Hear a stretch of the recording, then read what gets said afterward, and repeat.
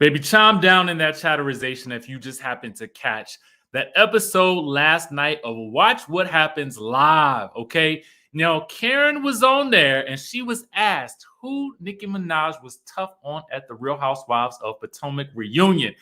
And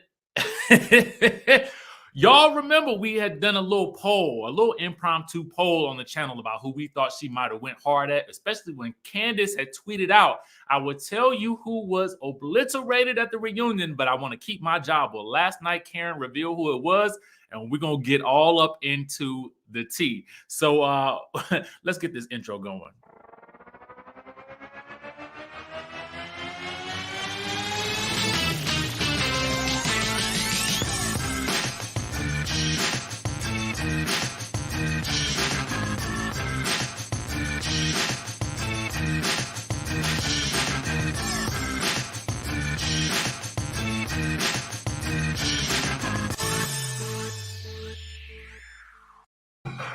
What's going on, Skye Squad? We are back in the building.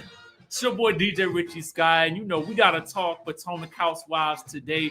It's season 6, episode 16. We gotta discuss it. Crab boiling over was the title of the episode. But before we get into that, we're gonna talk about what happened on Watch What Happens Live and what Karen revealed while she was on the episode last night with Mr. Andy Cohen. Okay. Let us know where you're watching from in the chatterization. You know what I'm saying? Because I want to know where my people are watching from. I see y'all in the house. Come on now. Hey, Vegas, baby. The Bay Area. NOLA. Hey. Skye Squad in the building. Pace, Florida, Virgin Islands, baby. I see you. The Chi-Town, Bermuda, London. I see y'all out there. I see y'all. Hey, friend. Hillside, New Jersey, Wilmington, North Carolina, Vegas, babies, in the building representing today. Hartsville, South Carolina, I see you. DC, come on, man. You know we in here. Barbados, Bowie, South Bronx. Kempton Park, South Africa, I see you. Silver Spring, Maryland. Hey, what's up? Give it up for Silver Spring in the building. I love y'all too. Y'all ready to get into this thing? Let's go ahead and dive in because you know we got a lot to talk about today. A couple of things. Oh, Brooklyn, I see you. Hey, Detroit. Hey y'all. Southeast DC, baby, right down the street. Okay, so let's stage dive into it. First things first. Oh, y'all like my sweatshirt? This is my company's branded sweatshirt. We're gonna get into more of that later, but just thought it would be interesting and fun to wear today. Okay, so let's get into the tea. Now, last night's episode of Potomac, before I get into the review of what I thought about it, we're gonna talk about Watch What Happens Live. Because you know we have been speculating about who it was. Okay, so LaShawn, it's Grace and the Twins for me. Give those ladies a spinoff, Reading Mama. That's where I got the quote from for the thumbnail. It's been 50 years of struggle. Because baby Grace, woo! Can't nobody read Gizelle like little baby Grace. Okay. Now, let's get into it. Karen was on Watch What Happens Live last night, and fun fact, well, I can't say that yet. I will have to wait. There's some other tea that I want to discuss, but I cannot say it today. But fun fact. So there was a question game asked on Watch What Happens Live last night, and it was the shady butterfly because, you know, Karen in the episode had sent the ladies butterflies or moths, according to Robin, okay, that were in a box, and that contained the invitation, you know, because she's the grand dame. So anyway, the shady butterfly was asking some questions of Karen, okay? And so the shady butterfly said, who is Nicki's least favorite, okay? And at first, Karen says, I don't think anyone was her least favorite because, you know, you could clearly see that Karen was trying to be politically correct with her answer. So then Andy kind of said, go ahead and let us know who Nicki who got read the most at the reunion or something like that. I'm paraphrasing. So Andy was giving her the go ahead. And so she finally says it. She said she tore Gizelle's ASS up. Okay. And then she revealed some other interesting tea. She said this. She asked questions that editing typically cuts out. Questions that I usually ask Gizelle and they get cut out. So from that statement right there, Karen is basically confirming on Watch What Happens Live last night that they usually cut out the ladies really going hard at Gizelle. For whatever reason, we don't get to see it. And so Karen said it last night. And then Andy said this, I think they're in there. So it was interesting to me because I was like, oh, okay. So you're not denying that y'all usually cut these out of the episodes when the ladies go in at Gizelle, which was kind of echoed by some things we had heard last season about last season's reunion, about an alleged meltdown that Gizelle had that was cut out of the reunion. So it's interesting that Karen says it here, but that Andy also kind of, I mean, he doesn't really confirm it, but he does say, I think that they're in there. Andy also says this. Andy said NICKI had a long conversation with Candace about her music, and that was interesting. Okay. Karen said this about that. Karen said, I love how she went for the juice with Candace because she is no nonsense about her business, about the music industry. So she held Candace accountable. But she says, I also loved how Candace pushed through. All right. Now, so we have some things here. We now know who it was that NICKI ate up at the reunion. It was Gizelle. We also learned that production or Bravo typically cuts out the questions that, some of the ladies will typically throw at, Gizelle to hold her accountable for things. They usually cut those out. But the questions from NICKI will be in there from the reunion, according to Andy. And we also learned that NICKI sort of kind of, held Candace's feet to the fire about some things. We're not necessarily sure what, but I'm assuming how maybe some things that she does on the show may relate to her music. I don't really know, but whatever it is, she kind of addressed those things. So we have that bit of information right there. We also have the knowledge that Karen revealed last night that she had just taped, or I guess she had just pre-taped The Real. So we should be seeing Karen on The Real this week as well. All right. So now we know who it was that NICKI went at the reunion. And, we'll just have to wait and see how it plays out. Now, my estimation is that we should be getting a reunion trailer by either Wednesday or Friday of this week, because what they tend to do is they tend to give us somewhere between Wednesday and Friday, I'm assuming, because they typically give us the reunion teasers the week before or a couple of days leading up to the finale of the season. So you guys can expect that we will see that reunion trailer sometime betwixt Wednesday and Thursday, if not Wednesday and Friday, if not sooner. Okay. So we're going to have to wait and see how that turns out. So we'll be able to tell whether or not she really does give Gizelle the business, possibly from this trailer that we're going to get sometime coming up. Okay. Otherwise, look forward to seeing more of Karen on The Real this week at some point. All right. That's a little tea. Yeah, betwixt is one of my favorite words. All right. So let's get into the episode. The episode is episode 16. It's called Crab Boiling Over.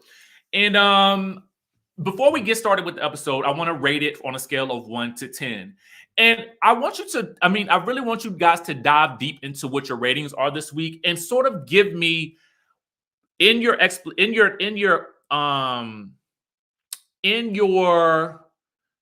response and in your rating, kind of give me a clue as to why you're giving it that rating. I know it's a lot to write, but I want to know what your thought was about this week's episode, and I'm gonna tell you what mine is in a second. I'm gonna read the super chat from JD. JD says, "Hey Richie, all the ladies will be on the reel this week. They're having Potomac Takeover Week." Okay, so I knew that, and now I wasn't sure I was able to say it, and I wasn't sure if it was able to be put out there. But JD, baby, coming through with the tea. For those who didn't know, yes, the ladies will be on the reel this week, and it's a Potomac Takeover.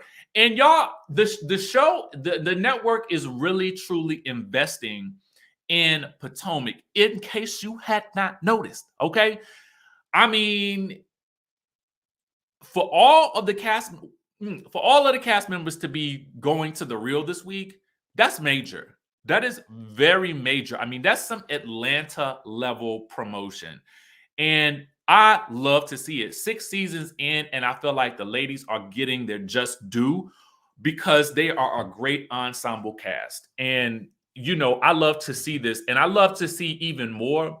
Regardless of how you feel about the ladies, it's just nice to see the DMV being represented in this way. I love it. Okay, I love it. Thank you, JD. We appreciate you. Yes, baby. Yes. Melinda J. Is Potomac Takeover a sign of Andy and Bravo stepping their game up? I believe it is. I believe it is. Okay, Tish P. Let's kick things off with Tish. Tish gives it an 8.5 because of the Michael Darby and Juan Dixon bromance moment. Baby, that flashback package took me all the way out of here. Okay? Took me out of here.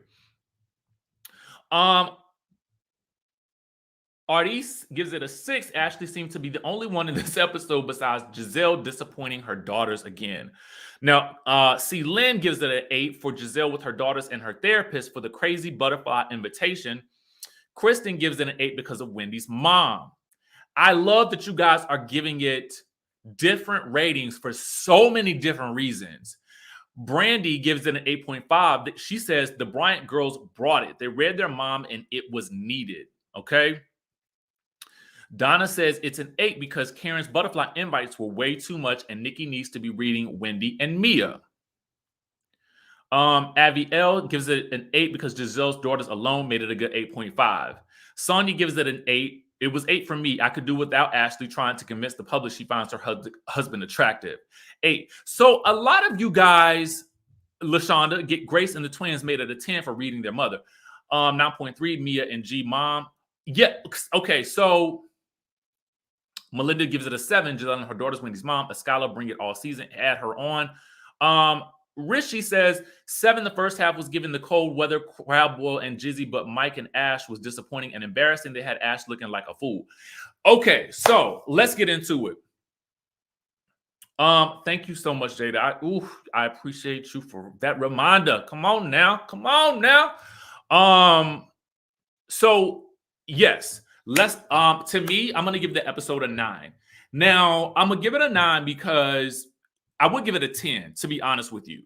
And I understand that a lot of people may have been a little bit bored with last night's episode, but we got some cool moments. We got another grand invitation from Karen with the butterflies and what could be considered dead moths, although on Watch What Happens Live, she said they were sleeping.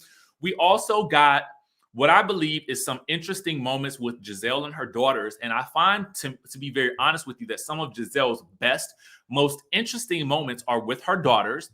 And I just feel like, and I wrote in my notes, this is the storyline that I want to see more of with Gizelle, because I feel like there's so much value add there for the audience, as well as growing for her and for her daughters. So to me, I just felt like it was that added some extra to it. I also feel like, you know, the whole Michael and Ashley situation was very interesting and telling, okay? Because it's been a whole year and some change since Michael's last indiscretion. And it was very interesting to see where things are a year later, okay? So just the fact that there's able to bring this around full circle alone was interesting as well. We also got the Mia and G and the mom situation that I wish we could have almost seen, to be very honest with you, but we got the story. I also enjoyed seeing the finale of the trip and some interesting conversations that happened at the end of the trip. What else? To me, I will tell you, as I was watching this episode, it really felt like they could go another 10 episodes. And I'm gonna tell you why. Yeah, I didn't, it was interesting because this is what makes Shade so real and so good. Jamila didn't see it as shade, but that's the thing about shade. It's hard to tell what it is sometimes, right? Because there's some truth buried within the shade, but it's done in such a way that you don't know if it's shade or if it's just them expressing themselves.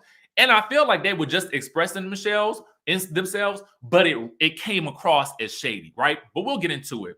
What else? There was something else. Yeah, to me, this felt like the beginning of a new season to some degree for me, because I feel like with what we saw in this episode and what we're going to see in the next episode, it has me feeling like we're on to some brand new stories that are about to happen and that are about to pop off. So to me, I was like, oh, this is an interesting way to end the season. And I honestly feel like if they are smart, they will start filming season 7 immediately.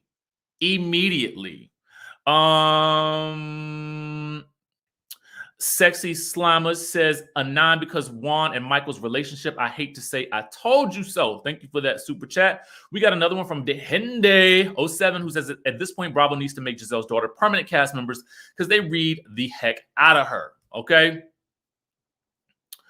All right. So just to go through the episode, let's get to chatting about it. Everybody arrives back at the house after the whole incident with Ashley and G on the bus, where G is joking on Ashley for falling asleep and she don't appreciate it. Ashley is prepping some milk. Gizelle is wondering how to open. Now, this was also interesting. Karobi G says, I agree this episode was given a mid-season vibe. I was waiting for a mid-season trailer. Love this season. Same. Thank you for that super chat. Absolutely, Natalie. Start taping now. Okay. Gizelle is wondering, and this was so interesting, this is our acknowledgement of the fact that there was an adjacent room, as Wendy stated on Watch What Happens Live, and it's interesting that they put this in there, that there was an adjacent room, and she was wondering how to use the bathroom in there. So my question was, sometimes when you do rental properties, depending on the levels of the house, they will only allow you, and I know if a lot of you guys rent Airbnbs, you might see this from time to time. There are some Airbnbs where you can only rent a certain portion of the property. So you may be only able to rent like the first floor or so. And so exactly, that's what I was wondering too, if it's the owner's personal space. Because in my mind, I was like, if Gizelle is saying that she was trying to figure out how to open the door, that means that the door was locked. So even if Wendy was correct, there was something on the adjacent side of the room that Robin and Gizelle were in. Was there a bathroom in there? Because as Robin stated, I think it was Robin who says that that room was similar to Candace's room. Well, number one, how did they know? And number two, my thought was, if that room was identical to Candace's room, that means that it probably had a bathroom. So I thought that was interesting, because I feel like I have been on this case of trying to find out what was the real situation with that room, because we're getting all these different stories. So I wonder why, what was the case with that? I hope that's explained at some point. Okay. Anyway, I could go down a rabbit hole with that. The caterer arrives for the crab boil outside. I love how the cameras focused on the lettuce. I don't know that y'all peeped that. The cameras focused specifically on that lettuce. You know what I'm saying? Because I felt like that was a callback to the lettuce throwing incident between Mia and Candace from earlier, a couple of episodes ago. Karen and Ray, for some reason, come down dancing. I thought that was fun. The setting outside looks really nice. I love that Candace says, she asked Mia, can I sit next to you? She says, can I sit next to you, my dear? I thought that was great, because I love when they're able to just move on from stuff. The group is, and I thought as they were all sitting down, I said to myself, this group is reminding me of the group from Married to Medicine. And that is a very good thing for the show. As a whole, to see them together like that, it gave me a Married to Medicine cast dinner vibes. I loved it. And I don't know if anybody else got that feeling while they were watching it. Chime down in the chatterization if you feel me on what I'm saying, but it just gave me that vibe and I got a chill for a second. Because y'all know Married to Medicine is one of my favorites. LaShawn Cleveland says, wait, I almost forgot who is Jizzy dating. Oh, but wait, we're gonna talk about that. Okay, we're gonna talk about that. So G says he's going back inside because it's uncomfortable for him. So I couldn't tell if it was uncomfortable for him because it was cold or he was uncomfortable being around the group. I didn't understand what that meant, but I said, okay. Karen wants everybody to open their wedding invitations outside, and now we know why. Ashley catches up on Eddie's relationship with his mom, and we discovered that there is some progress there. I can't help but notice when you guys are watching Wendy in her confessional, and she has on the, what do you call it? Is it like a, I don't know if it's not fur or feathers or whatever the case may be. What do you call that material that she's wearing in her confessional? Can somebody say what it was? But whatever it was, did y'all notice that she had a wind machine on it? Because the whatever it was blowing during her entire confessional. Goose feathers. I don't know if that's it or not, Chastity, but they had a wind machine on her. And I was like, oh my God, that's very interesting that they put the wind machine in the confessional so that it can blow and you can see movement with the top. These are just the types of things that I happen to notice. Because I'd be looking at the episode all kinds of ways and trying to dissect everything I can see. Anyway, Gordon comes back and he says that he could be doing a whole lot of other things like sleeping. Now, I'm assuming that he had been continuing the sleeping joke because a scholar was like, if he keep on making this sleeping joke, boy, it's going to be bad. So then Gizelle wonders if G and Ashley are over their issues from earlier since he brought up the sleeping joke. G is acting like he doesn't remember or he just doesn't remember at all. And in my mind, I thought, well, maybe he don't remember because he was drinking. Michelle said G said that he was cold. When I rewound it, I thought he said he was uncomfortable, but maybe that was it. Maybe it was just he was cold. Thank you for that super chat, Michelle. So anyway, I thought maybe he didn't remember because he might have been tipsy. You know what I'm saying? Because they had all been drinking the entire trip. Anyway, Ashley seems annoyed that he doesn't remember, and she asks if he has amnesia. Then she asks if he has Alzheimer's. Now, G says we're good. I was just playing, but to me, even as G is saying that, I'm thinking to myself, Ashley does not seem good about the situation. So Mia is annoyed about the Alzheimer's. And we had talked about it the other day, how I asked the question, was Ashley age shaming? And to a certain degree, I felt like she was, because I felt like if she had said, do you have amnesia? That would have been one thing. But when she said, when she added on the extra bit about, do you have Alzheimer's? It was like, now girl, how old is Michael Darby? Because I mean, if he not the same age as G, he ain't too far from it. So I'm thinking to myself, you the last person that should be talking about anybody asking if anybody has Alzheimer's. Also, because I just feel like that's a serious thing people are really dealing with stuff like that. So it's like, in this day and age, you got to watch what you say. Okay. And Ashley should know better. The same person that was accusing Candace of body shaming her, now you're using that as a weapon. Okay. I just didn't like that. So Mia's annoyed, okay, and they kind of get into it, a back and forth or whatever. And finally, Mia has had enough, and she says, "Where's your husband?" And Ashley's like, "At home with the kids." And Mia's like, "Are you sure? Are you sure? You sure, girl?"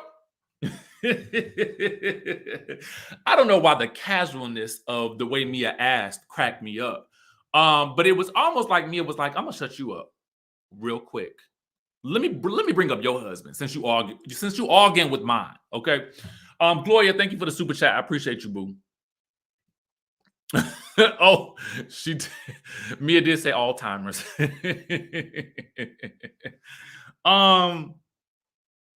Anyway, Candace is amused because Candace is like, Ashley always puffing up her chest at the girls. But she was like, she said something to the effect about, again, referencing Mia's size about being big. And it was like, okay, for real. But the cadence of what Candace was saying about Ashley, it was funny because I just feel like the assessment that Candace made of Ashley was correct. Ashley can kind of come in and say little things and kind of poke the bear and do all kinds of things. And a lot of times I feel like she'd be getting away with it. So it was interesting to see, somebody kind of not back down to Ashley in this regard. The same way that Wendy did to Ashley last year. If you want to really talk about it. Because Wendy wasn't here for Ashley last year either. Ashley wants to know if Mia has any other issues with her. Mia thinks that if Ashley is so sleepy, she should just go home and that she needs some big black D. Okay. But later on in the episode, she might be getting some big white, I don't know. But we're going to see her try, sure enough. Okay. Yajaria says, I love how Mia defended G. Oh, yes, she did. So, and thank you for that super chat. All right. So anyway, Wendy has arranged for a cake for Karen to jump out of. And for some reason, Karen jumps out of the cake. Now, I think the moment was a little anticlimactic. But it was fun nonetheless. I felt like Karen had fun doing it. And I feel like Ray probably enjoyed it, even if nobody else did. Okay. So the producers asked Wendy how she would describe her hosting skills. And Wendy says, I would give myself a 10 out of 10 out of 10. Meanwhile, the producers are showing everything that went wrong. The producers on this show are just hilarious to me because they never let a moment slide. They will remember every single thing that a cast member said and did, and then rewind the tape to show you that either they did say it or they did not say it and the situation that went along with it. A la what we're about to talk about in just a few minutes with Michael and Juan. Okay. Mia and G, for some reason, at the end of the trip, are having a tense conversation about Mia defending G for some reason, which I thought was also very interesting, and I wish I could have seen more of. I didn't understand why they didn't elaborate on that scene, but it didn't go anywhere because we didn't get to see more of it. So everybody, the trip is over. Candace and Wendy catch up, and Mia and G have linked up, and everybody basically gets this package from Karen, which contains some butterflies. Karen said on Watch What Happens Live that the butterflies had to be kept at a certain temperature and that they were in the box sleeping. Robin said that the moths were dead. I don't know what the case was. I don't know what the symbolism of the butterflies were or the moths or whatever they were. But okay. I mean, I prefer when the Grand Dame was sitting on a throne and the man was singing to me, because don't send me a box of butterflies, because I'm like, is this animal cruelty? I don't know.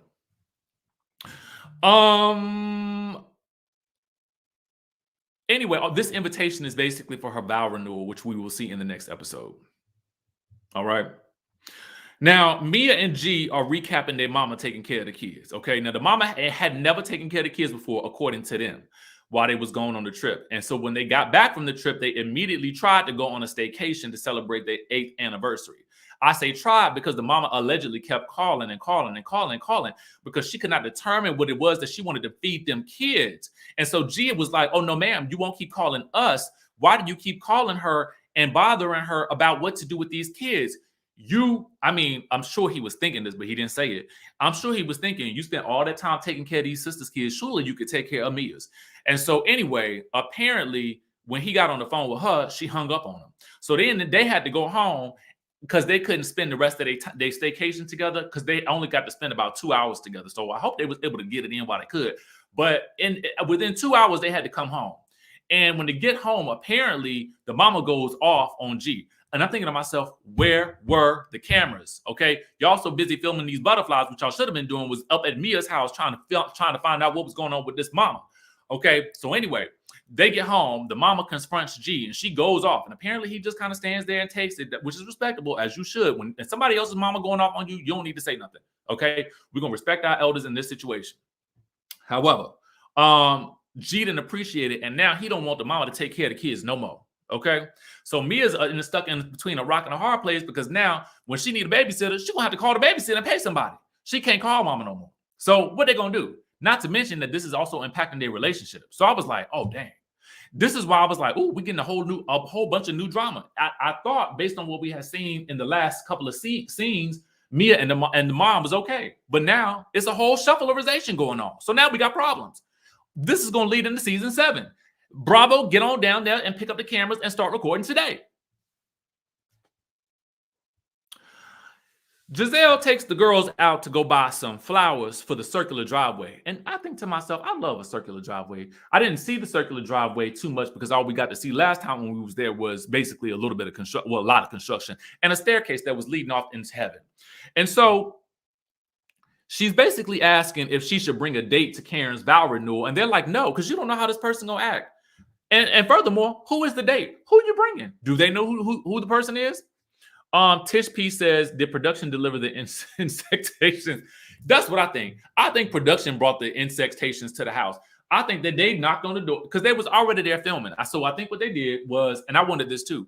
I think what they did was, Wendy and Candace, y'all gonna get together. We're gonna film today. Mia and G, y'all on the schedule today too. Ashley, get on the phone.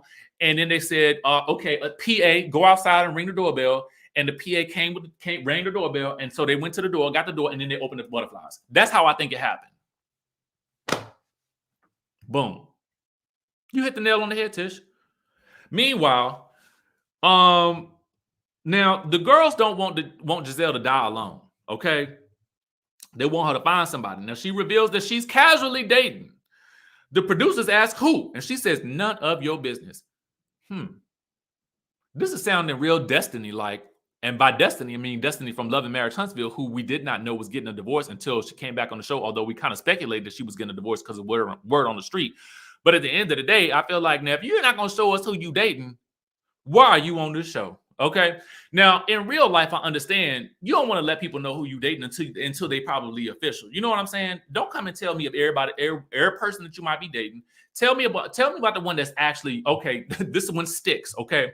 This is the one right here, or the one that I think is the one, and vet this person out first. Maybe she's still in that vetting stage, okay? Because, you don't want to let nobody know, okay, it's somebody, I'm kind of feeling somebody, you know what I'm saying? But I don't know how it's going to go. If it's only been a month, don't tell me about it. I mean, bottom line. But if you're on a reality show and you dating somebody consistently, we don't need to see who they is. Production, get back on around there, bring them cameras on there and get us that date, okay? Meanwhile, she admits to the girls that she is not very emotionally available in relationships. And the girls admit that because they don't see her in relationships with men, that they don't really have anyone to look up to when it comes to dating. And they never saw their parents marry, so they don't know what a successful marriage looks like. To me, this was one of the most... It was a great scene because I thought it really expounded upon how the girls actually feel and the ramifications of whatever has happened in the past with Jamal or with any of the other guys that Gizelle has brought around, what it means for the girls. And I feel like we have not really gotten that much of that aspect at all on the show. And that's what I really want to see more of with Gizelle, because I find it fascinating to me, right? And I see a lot of you guys love this scene too. Very honest conversation, very mature for their age. And I felt like it was just, this was a good episode for Gizelle. And I want more of this because I feel like she has so much more to give the show than what she's been relegated to, which is starting the mess, right? Anyway, she admits that there were things that she should have discussed with Jamal, and that might have contributed, her not discussing those things might have contributed to the end of the marriage. And then she also admits that she's going to do better. But she only says this after they tell her that she is like a vampire with no emotions. So at that point, she says, well, Gizelle is going to do better from this point out. And Grace says, well, it's been 50 years of struggle.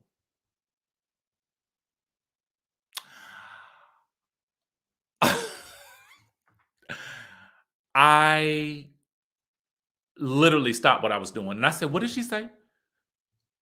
And when I rewound it, she said it again. It's been 50 years of struggle.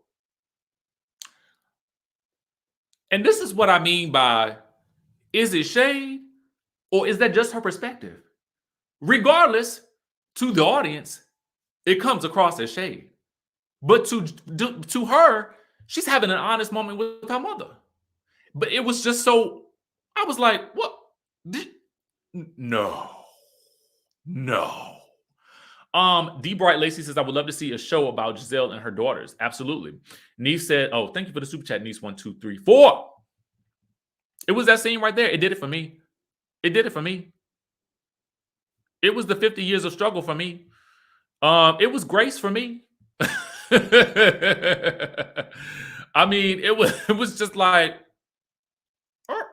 okay. Anyway, speaking of things, people feeling out of whack. Ashley's feeling out of her peace bubble. So she goes to the counselor to talk about how she's feeling about leaving the kids. And I noticed now, okay. I don't want to sound insensitive when I say this. And I'm only saying it because I know she's got a nanny. And I know for a fact that she has a nanny, for the most part, probably because she had to have left the other baby Dean, with somebody, because she didn't bring him to the appointment. And she's coming to talk to her therapist about how she feels about leaving the kids and how she's trying to get her romance back. At one point, the therapist says it's probably hard to have a conversation around with the kid hanging on to you like that, because as soon as Ashley sits down in the scene, she is breastfeeding. And sometimes I just be like, now listen, I know, as y'all have educated me on quite a bit, that when it's time to breastfeed, it is time to breastfeed. But I just feel like you ain't gonna take just a minute for yourself to go to the therapist, to the counselor, to talk about the romance in your marriage. Isn't it just, I mean, I just thought it was like, are y'all putting, is it being put on as an extra thing? Like, is she doing it because it's natural, or is she just doing it to illustrate that she's a new mom? That's all I wanted to know. Because I'm like, why are you at the therapist's office with the baby when I know you got a babysitter? I know you do. I know you do. That's all I wanted to know. Anyway, and I don't mean to sound insensitive, and if I do, I apologize. But I'm just trying to be honest about how I felt when I was watching the scene. Okay? And I noticed that the therapist mentioned it's got to be hard to have a conversation with the baby right there. Anyway, she reveals that Michael does not want relations with her at all right now. He says, I just don't have the capacity. He just don't feel like it. And this is even if she offers it. Now, the therapist says, well, girl, maybe he just don't want it right now. Maybe. How would y'all feel if y'all partner just told you, you know what? I don't really want none. I'm good. I don't know how I would feel. I don't know. I mean, I respect the honesty of it all, and I know that they have an untraditional relationship, but I'm just trying to think to myself, how would you feel, okay, if your spouse told you, I'm good. I'm good on that. Leandra says, as a new mom, it's easy to fall into motherhood and forget about your spouse. I'm glad Ashley's trying to get her sexy back. I don't mind it either. I don't mind her trying to get her sexy back because I think that's real and people can identify with that. But what I found odd was that Michael was like, no, girl, I'm good.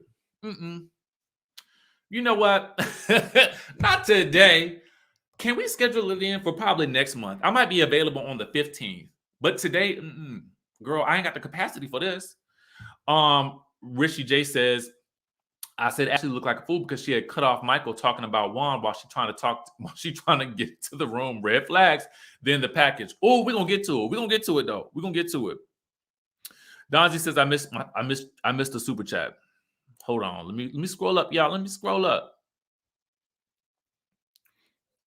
My apologies, y'all. I'm gonna have to get me somebody to manage these super chats on the side.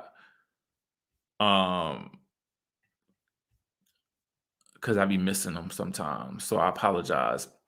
Santane says, I'm so sorry about that. Y'all charge it to my mind, not my heart. Santane says, I love the conversation with the girls, and it shows that Gizelle isn't capable of sympathy and empathy, even when it comes to her family. Thank you for that. And we have another one from, we talked about that. I can't scroll back up to see the other super chat.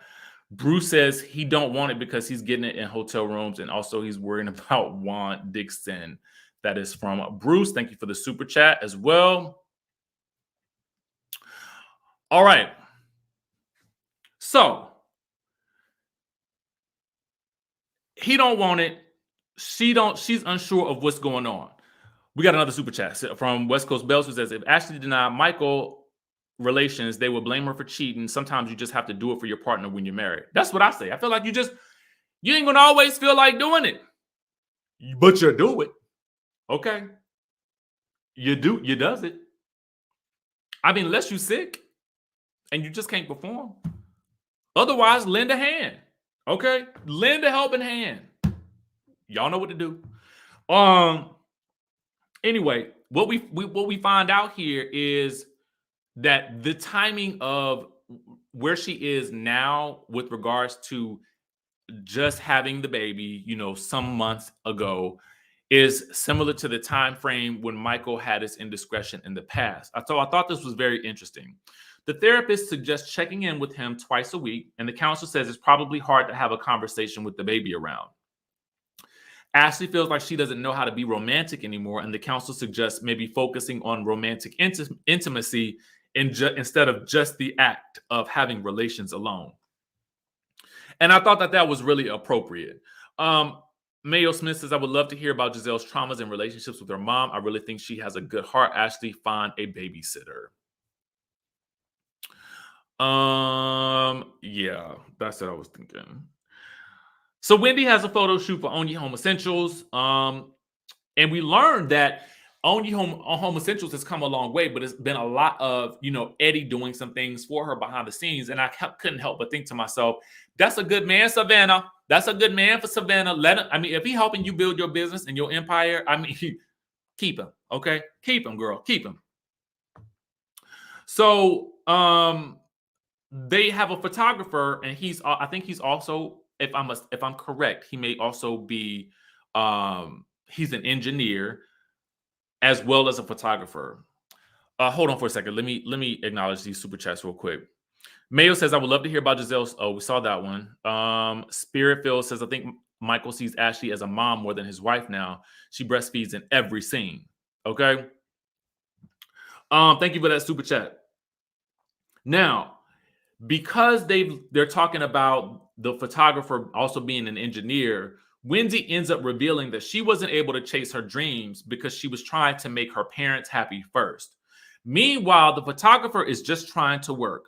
Her mom is defending how she raised Wendy because she feels like, well, Wendy, you turned out great.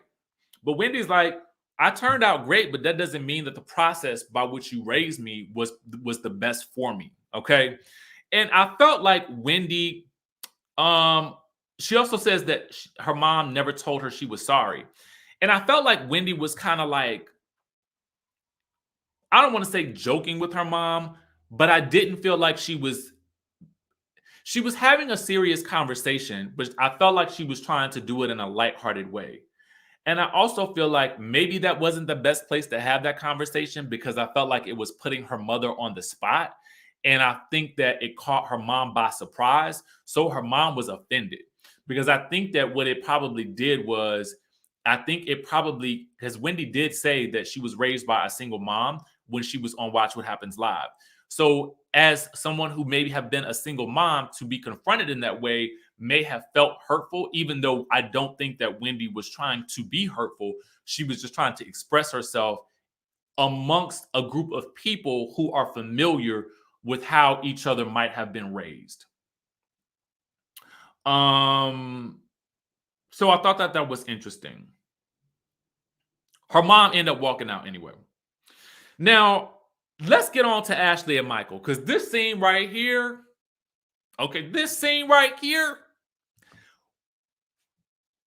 I don't know what to think about it, okay? Now, Ashley is checking into the Watergate Hotel, which is interesting because we learned that apparently Michael used to own the Watergate Hotel. I was like, come on, daddy, shot caller, big baller, okay? Now I understand, girl. I understand plenty. This man owning hotels and things. Oh, yes, girl. Try your hardest. I get it. I understand everything right now. Everything became so clear to me today, last night, okay? It became clear to me. Anyway, she is lighting some Ladom candles, and I was like, yes, you better support your castmates. Now, I did like that. And it was a 3-wick, I think. Michael arrives, and they have some cheesecake and Coronas very awkwardly, okay? It was a very awkward conversation, but Ashley, you know, she is dressed up in her leopard print. Was that a teddy? Or was that lingerie? Or was that a dress? I don't know. But whatever it was for Michael, okay? The conversation is awkward. She thanks him for taking care of the kids while they were away. She also reveals that Chris wants to build, she talks a little bit about G, but she reveals that Chris wants to have a better relationship. Oh, God. She reveals that Chris wants to have a better relationship with Michael. Michael is not interested. No. Michael don't care about G. He don't care about no Chris, especially, and he definitely not trying to hear nothing about Candace. What Michael would rather talk about is Juan, because none of them are Juan. Nobody's like Juan. Don't nobody better talk about my Juan. Where is Juan? Why is Juan not here right now? What is Juan doing? Can we call Juan? Are you going to text Juan today? Where is Juan when I want to talk to Juan? Okay? That's what it felt like to me. Okay? That's what we saw on the screen. He didn't say all of that because, you know, I like to embellish just a little bit. But what I'm saying is he was more interested in Juan in that moment. Okay? Trust and believe what I say. And so then the producer asked Ashley in the confessional, the producer says, is it fair to say Michael and Juan have a bromance? And before she can answer, we get a flashback package, right? And this flashback package contains all these little scenes of Juan and Michael having, like, you know, real fun moments together. You know, at the engagement party, you know, Michael was like, yeah, Michael or Juan, one of them was like, yeah, we're going to have a good time in Vegas, just the two of us. And Michael's like, yeah. And so then as we get to the conclusion of this package, we get to Andy at the reunion for that season, when they was in the white, asking Robin, so you're saying that Michael Darby said he wanted to suck Juan wonka, okay? And Robin was like, okay, fine. And so then we get the when it comes back to Ashley, she says, yes, it's just a natural friendship. I was like, if I was Juan, I would never come back on the show again. Now, again, let me say why. I do not believe in any way, shape, or form Juan has any type of I don't believe that for not 1 second. I don't believe, you know, I don't think that. I think Juan is just like, yeah, bro, you cool, I'm cool. Let's have a good time. Let's go out and have some drinks or whatever like that. That's what I believe. But when you see that package, if I was Juan, I would never show up to film again. No, no, no. No, no, no. I would not. Okay. Because that scene right there, sometimes I believe the editors be like in the back, because they usually have an editing bay. And so it'd be a bunch of editors in the back sometimes, or it could be a singular editor. Who knows? But what I do believe is the editor just be like, you know what? I think this would be a good idea. And then they'll be like, wait, I think I took it a little too far. And then they'll be like, hey, Susan, can you come over here and look at this and tell me if I took this too far? And Susan come over, she's like, no, you didn't take it too far. Go ahead and send it over. Send it over for approval.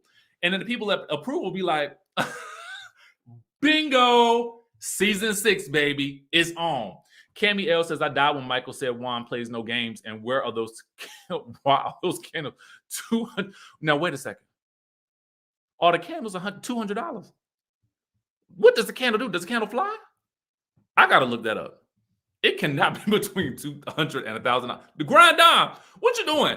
I'm going to need you to give me one for free, Grand Dame. Okay? Okay? Baby, that package was that. It was all That was wrong for that. That was wrong for it. But I was laughing. I could not stop laughing. Did you know how many times I rewound that? This edit, I almost gave this episode a 10 for that little package right there alone.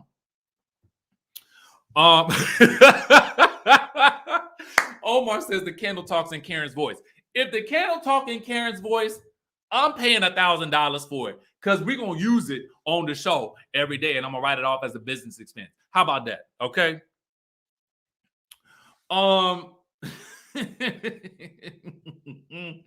Anyway, so Ashley then proceeds to blindfolding Michael, okay, begins to creep and crawl on top of the lap. And I was like,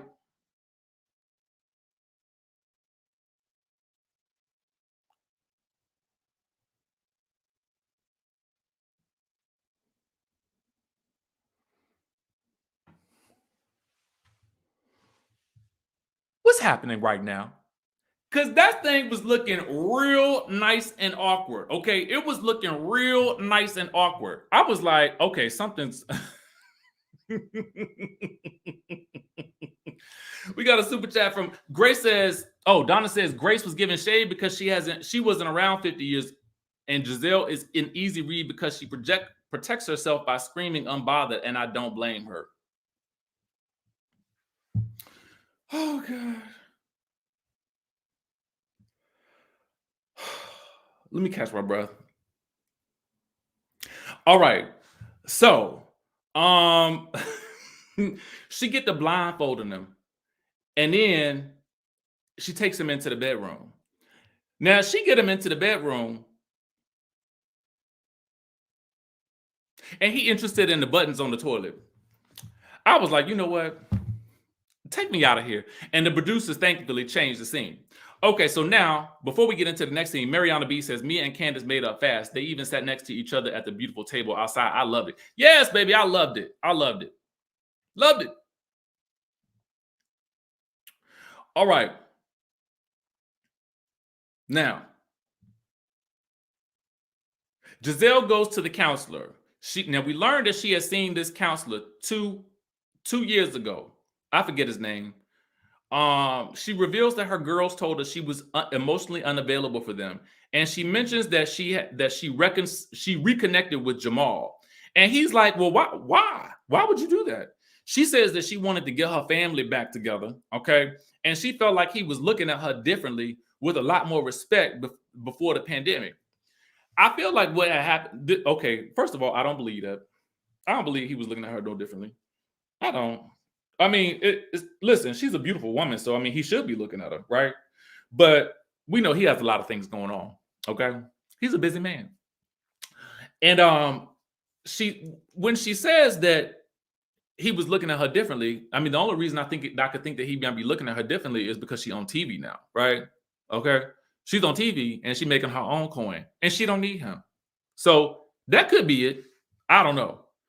But what I do know is the man is busy. Okay. Edward Asu, thank you for the super chat. I think we had another one. Oh, that was it. Okay.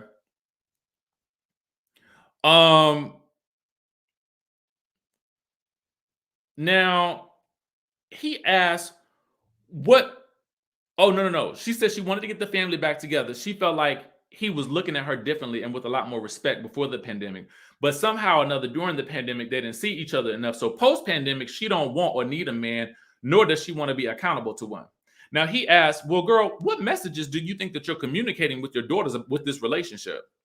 And he brings it up that it's probably confusing for them to see mom and dad get back together and then break up all over again, especially when they never really actually saw mom and dad together, according to them, from what they said earlier in the episode. All right. He advises her to start having more honest conversations with the daughters so that they can begin to feel differently around her. And we finally begin to see a lot more vulnerability in Gizelle, which to me is what we need to see from her. And, that ends the episode. And again, it just felt like, are we ending this episode? Are we ending this on a new? I mean, it feels like we're starting a whole new season here.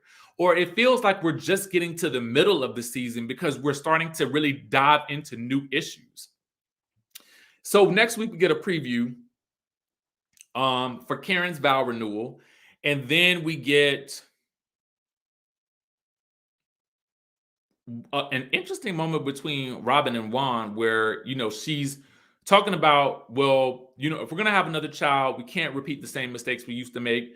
He gets really upset with her and basically rolls off. Now, in another preview clip, we see him basically roll up the window while her fingers are on the door. I mean, it was like this. He was her fingers on the ledge of the car like this, but he rolling up the door. I mean, I felt like her fingers gonna be crushed. I was like, oh no. I felt so bad for her. I did. I felt bad for her. I was sweating in his hat. But baby, that was the scene. That was the episode. I told y'all I was amused. That's why I gave it a 9. It excited. Actually, the funny thing about it is, as I was talking about this episode, I started to get more and more excited because I was like, wait, I did like this episode. This was fun to me. That's what I thought. Oh, Nia says those aren't official candles online. Okay. I told you if the candle talks, I'm buying it. Basically. Anyway, y'all, listen, we are going to do Real Housewives of Salt Lake City at 2 p.m. with Up and Adam. So be on the lookout for that at 2 p.m. Guys, this is the name of my company, and I will give you a sneak peek of the first product right here. It is a sea moss capsule. I think everything will be available to purchase on Thursday. We will also have an organic green product that you guys can take. This has helped my digestive system a lot. So there's that. I'll give you guys all that information as things become finalized, but I just wanted to tell you guys that.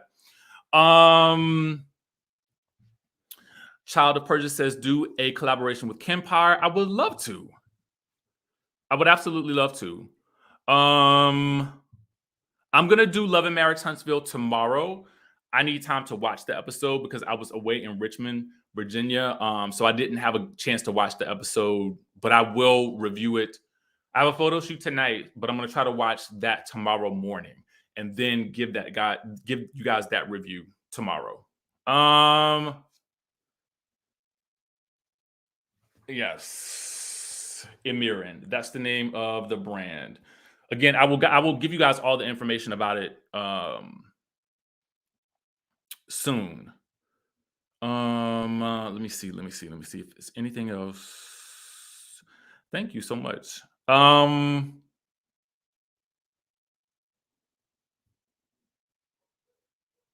Anything else? Felicia, I will have the link for you available shortly. I just got to change a couple more things on the website. taking away a product and I'm adding a product. So just give me a minute, and I have an event on Thursday, our first actual event.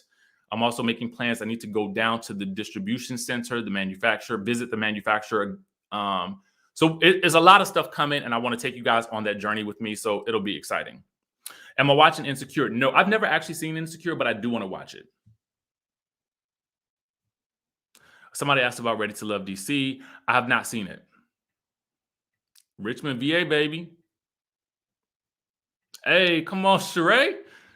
Listen, I told you, if she come out with He by Sheree, y'all know what I'm buying. I'm buying. I'm buying.